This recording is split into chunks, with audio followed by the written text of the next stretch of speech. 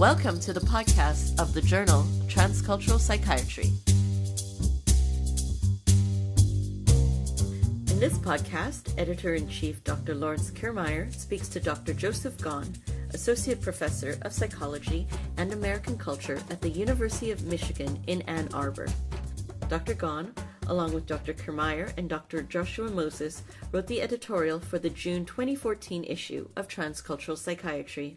Dr. Gahn is also the first author of the article, Reconsidering American Indian Historical Trauma, Lessons from an Early Gros Ventre War Narrative, which is also published in the same issue.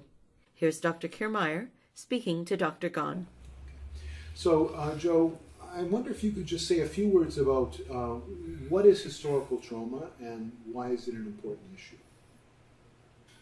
Yes, well, historical trauma as a concept pertaining to American Indian communities came about really in the 1990s by a number of health scholars who themselves are Indigenous people to try and capture an aspect of Indigenous experience of colonization as it relates to mental health.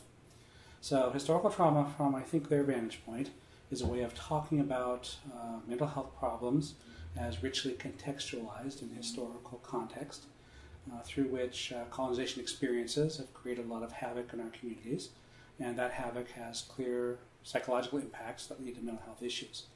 I think the main impetus for framing mental health problems in Indigenous communities as historical trauma was to try and contextualize mental health problems more so than the way biomedicine typically does, and to overcome the kind of paralyzing self-blame that Indigenous people sometimes feel in the face of these epidemics of problems, such that people can find their way to work toward recovery, often in collective or communal fashion. Has there been a kind of big uptake of this idea over the last 10 or 20 years? It's actually been quite remarkable, when it comes to academically promoted concepts that find a constituency out in community life and are really taken up. Historical trauma is probably as important as any of them in Indigenous societies. You can find this concept being used everywhere now in Indian country in the United States and throughout Aboriginal and Indigenous communities in other countries as well. It's not often taken up with all the subtleties or nuance that people who promoted it mean. Sometimes what people mean when they talk about Indigenous historical trauma is really synonymous with what we might think of as post-colonial distress. That's a term I actually prefer myself because it's not quite as constraining as the term historical trauma, but I think people do use it and resonate with it, often without all of the details that people who promote it intended. In this issue of Transcultural Psychiatry, there are a variety of different essays that look at this from different angles. What do you see as some of the contributions of those papers that strike you? Yes, I think there are a few of them.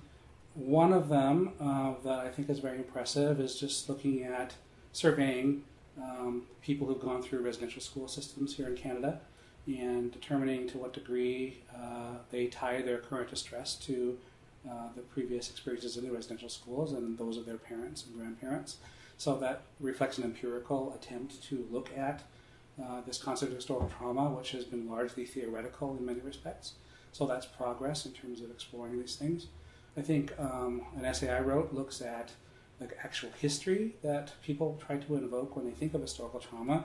That history doesn't always play out in particular community contexts exactly the way people sometimes assume, and so can complicate some of the theoretical ideas behind historical trauma. Others are grappling with the way in which historical trauma caught on at a particular moment in history, looking at the way healing has been talked about and the way trauma has been talked about, really in global terms, how it kind of escaped the control of psychiatry and got out into everyday ways that people talk and think about their experience. So I think it does a lot to advance our conceptual understanding, and some of the empirical work is very impressive. And in general, I think it also provides a critical lens to this concept, which I think means that people are taking it very seriously and wanting to really try to take it apart and look at it and figure out how it works. And I think that's all terrific scholarship in the name of an important idea. It seems like a construct like historical trauma is used for different purposes by different communities. So we have at least a therapeutic community of people trying to do interventions, a kind of scientific community of people trying to study the traces of violence over generations. And we have a policy, political, social activism community trying to draw attention to historical injustices and work for certain kinds of redress or restitution. Does the concept work the same in all these settings? Are there tensions or difficulties with how it might work in different ways in different places? I think it plays out in really different ways in different spaces or for different purposes. So if you talk about a scientific construct, for example, it's very important to be precise and specific and to find ways to, make sure the concept is reproducible in various research efforts in concise ways.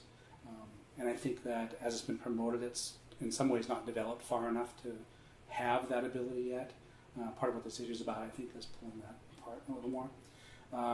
But in community life, it becomes symbolic of a way of talking about mental health problems that can reassure people that their problems are not their own fault. There is a long historical trajectory that gives rise to the kinds of problems that people as individuals do experience, but they don't experience them or have to experience them alone or in isolation.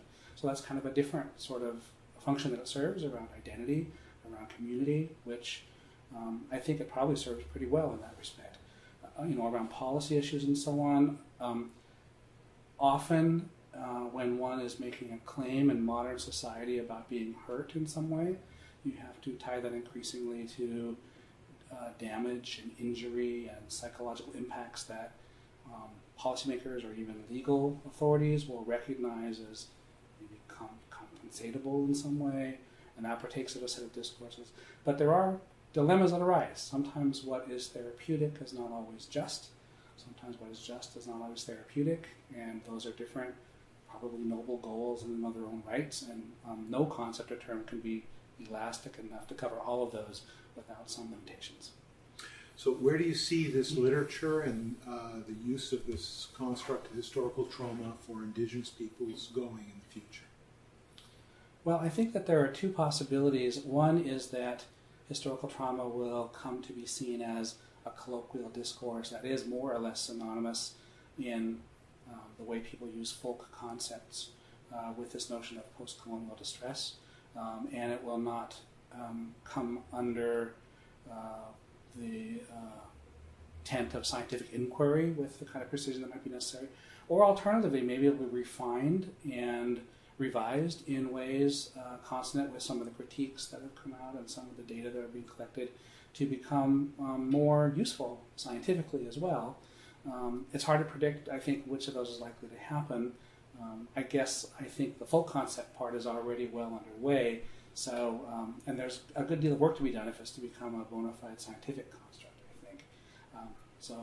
But it's possible. It sort of depends on what people find and how they react to other people's critiques.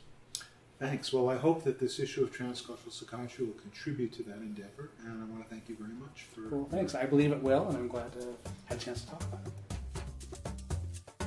You've been listening to the podcast for Transcultural Psychiatry, a journal published by SAGE.